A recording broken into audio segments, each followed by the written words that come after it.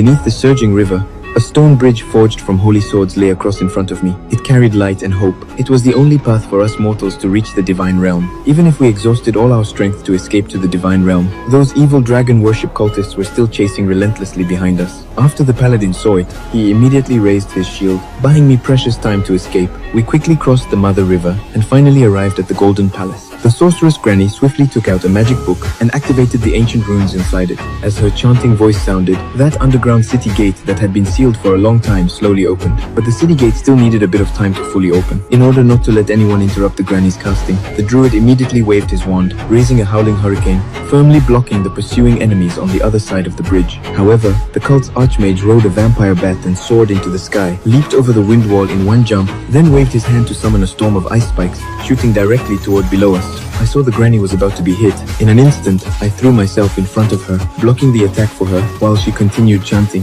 The violent ice magic power smashed into me like a hammer. Just when I was about to be unable to hold on, the Granny hurriedly told the paladin to carry me and rushed toward the already open temple. She and the remaining teammates would fight to the death to block the cultists. The paladin picked me up and ran wildly all the way into the depths of the temple.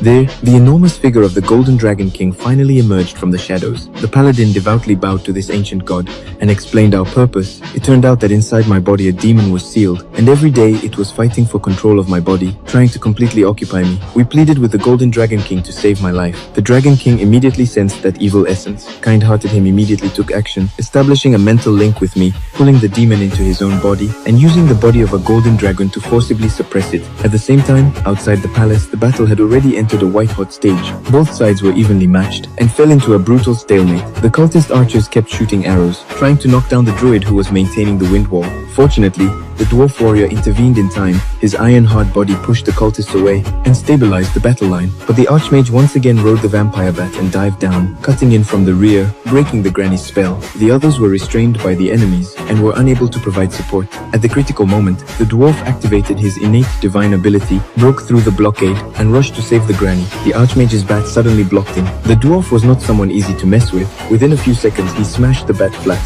then cleared the surrounding minor enemies. The druid seized the chance to withdraw the wind wall. Before the archmage could react, a sneak attack turned him into a snail.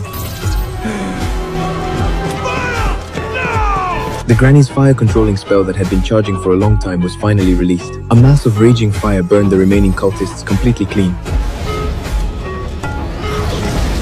Inside the temple, the exorcism ritual was nearing its end. A mass of black liquid burst out, and the demon was pulled into the Dragon King's body. The strange runes on my skin also dissipated. Just when we thought the crisis had passed, the Golden Dragon King suddenly coughed violently, then let out a heart-rending roar.